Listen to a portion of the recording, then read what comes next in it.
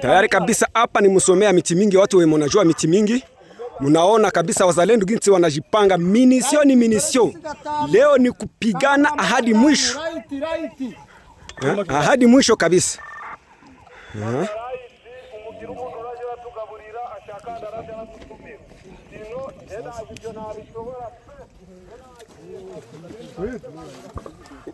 We singa fairo.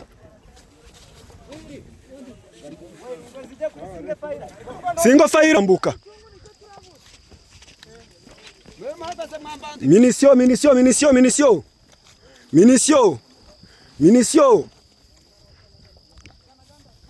Leopard, Leopard, Leopard. Mupite. Leopard ipite yote, Leopard ipite yote. Trashe miti mingi. Imirambo ziri?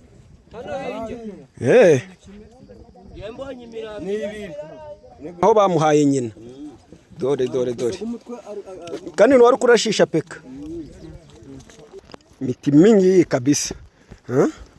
Patuko nazunguruka mutrashe ya miti mingi, kilima miti mingi. Tumerekipere sai mwisubuhi.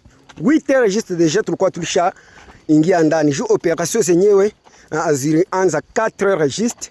A 8h miti mingi linjo ilikuwa defense ya nguvu. Huko kabisa tulisha ikaba. Maiti. Muzashiri rino. Maiti wa kwanza huyu. Bota la ibembewana. Azamunguna huyu. Talabango nete azajeya. Adui. Ngwindumu lamburi. Tungali tunakagua maiti ya pili hii. Hapa tuko deja mutrashia miti mingi.